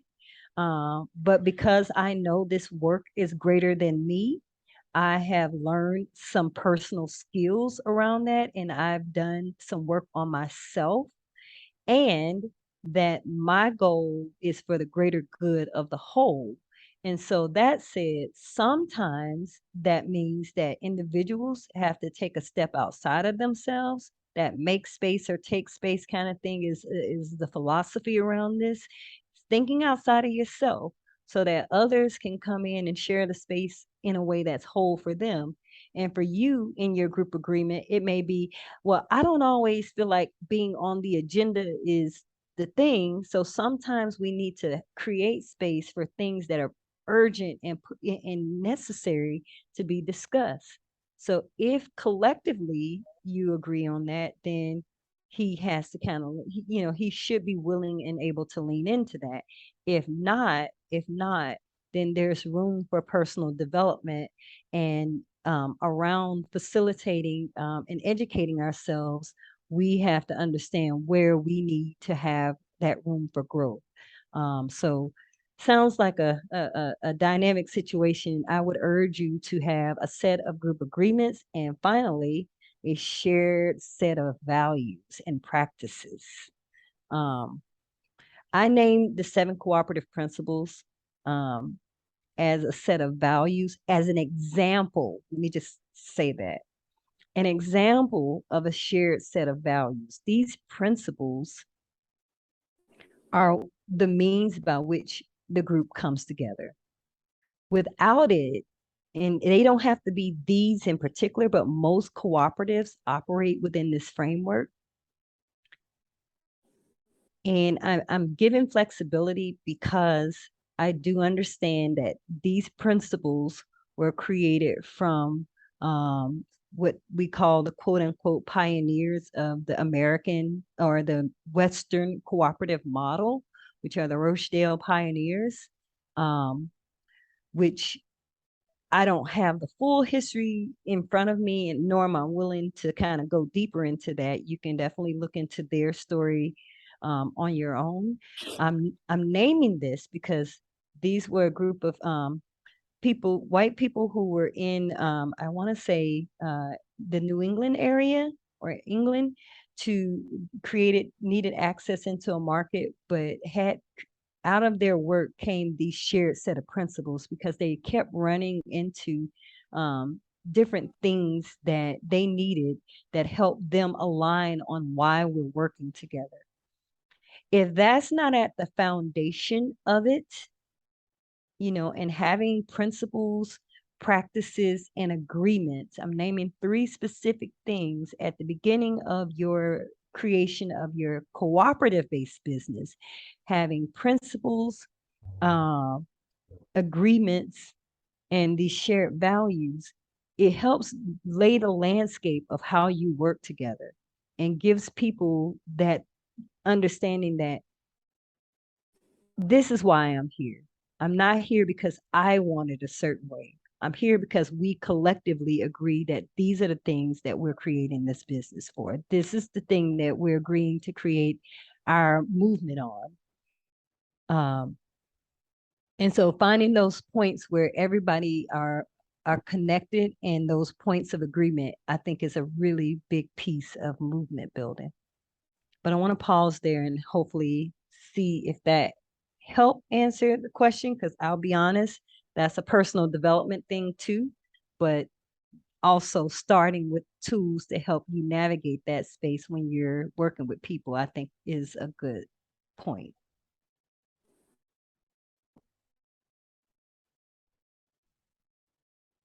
All right, so principles, values, practices, and of course, those agreements. Actually, 4 things. And I have a question. Have you all had an opportunity to learn about and connect to the 7 cooperative principles in previous meetups? No, What, what's that again? The 7 cooperative principles. Oh, no, this is a first for me. I believe they reviewed the 7 cooperative principles in one of the YouTube videos during our orientation. Thank you for that. I'm going to leave this up for a moment if you want to copy it, and you will have access to these slides.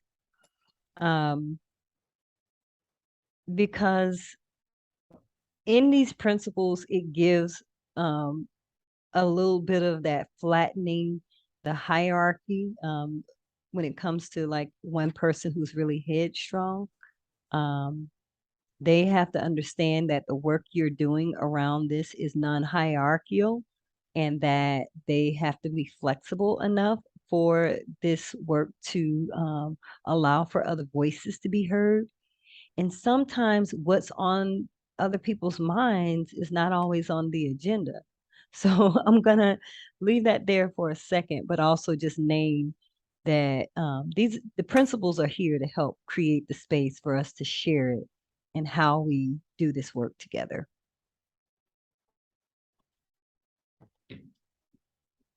Now let's talk about mapping, and I want to go back to the presentation after you've digested these 7 cooperative principles for a moment. And I want to ask, do we need a bio break? Because I definitely want to get us to a close to this session. So if we're good with moving on for another 5 to 10 minutes, I think we're going to bring ourselves to a close here, if that's okay with everyone. thumbs up. All right, good deal. Okay, so if you'll give me 1 second, I'm going to pull up that document again that has all of the elements on it.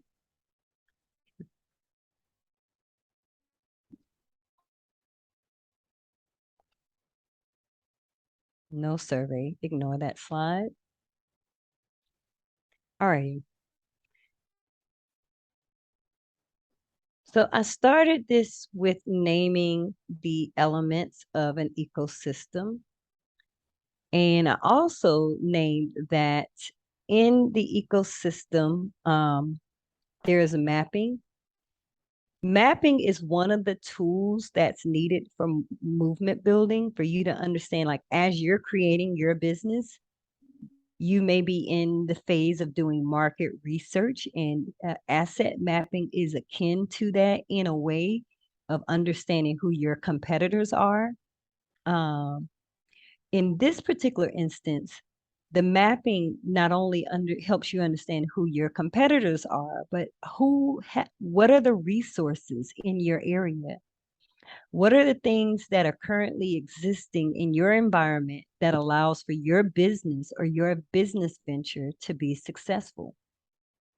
Who are the people that have the relative skills, have the relative management skills and expertise?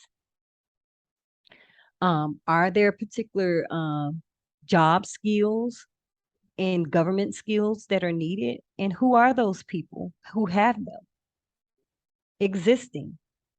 Who are the people that have financing? Are there people that have loan capital? Are there potential investors that you know of that are interested in the types of businesses that you need and that you're creating, rather? Who are the grant makers? Where are they?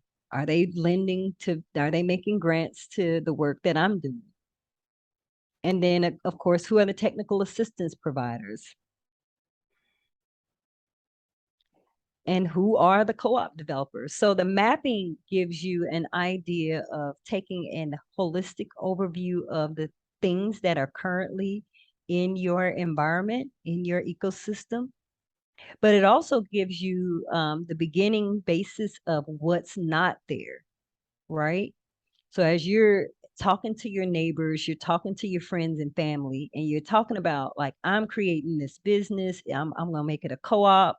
Have you ever heard of a co-op before? And they start talking about, yeah, so and so down the street used to run a community grocery store. Well, that's part of the mapping process. Who is that person that had that community grocery store? Where are they now? What were their lessons learned? What were their, were there mistakes? And how do we improve on that? What were their successes? So asset mapping and resource mapping helps you gain knowledge on all of these things with a lens on local, a lens on your local environment. Once you've gotten this, and I say, put in quote, big quotation marks, do not do this alone, because asset mapping is a big piece. Once you've had a conversation with about 3 or 4 people like yourself, like-minded individuals, you can start pulling this together. You can start telling the story of what's currently in my area that's going to make my business successful, or what's going to cause a hindrance, what's missing that I need for my practice to be what it needs to be. So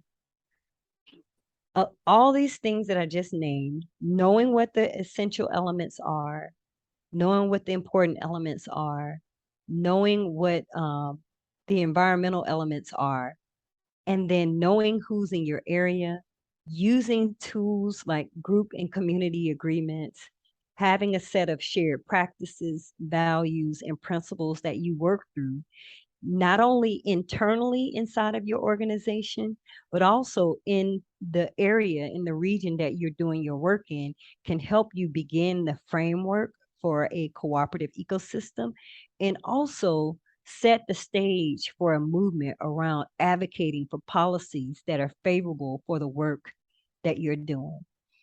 Once you get 2 or 3 people that are like doing the work with you, what you'll find out is you're going to have 5 to 10 before you know it. And then so on and so forth. We know the analysis of once you started, and like, I think there was this video I saw once at a training where there was this one guy, he was standing out in the big field dancing. And then next thing you know, there were 2 people dancing. Before you know it, everybody out in the field was dancing. It takes one person to start dancing for the rest of the people around you to start making that move. And the work around movement building is very similar to that analysis that I just gave. So I want to make room for any additional comments, questions, concerns, things that may be alarming that I said, and you like, okay, Tamar, what are you talking about? Or things that need further clarification or just appreciation. So I want to thank you for your time. And I also want to leave room for Q&A.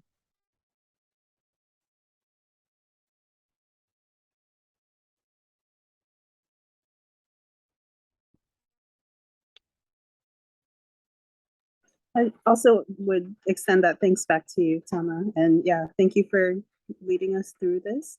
And something I really appreciated that you mentioned and also came up in conversation was this idea of cooperatives cooperating and lifting each other up. I feel like that is so important and really a big shift from what many of us are probably used to, the environments we're used to working in. Thank you. I appreciate you. All righty. I'm going to pass this over to Anna if there aren't any further comments or questions. All right. Again, thank you so much for your presentation. It was really great. If this is it for the presentation, then if no one has any more comments, then we're going to wrap up the day. I just have 3 final reminders as always. Please share with me your bios and pictures if you haven't done so. Please complete your homework assignments. And actually, those are the only 2 for this group. So that's all. Thank you so much, everybody. And I hope you have a great Saturday. Thank you. Thank you. Thank you.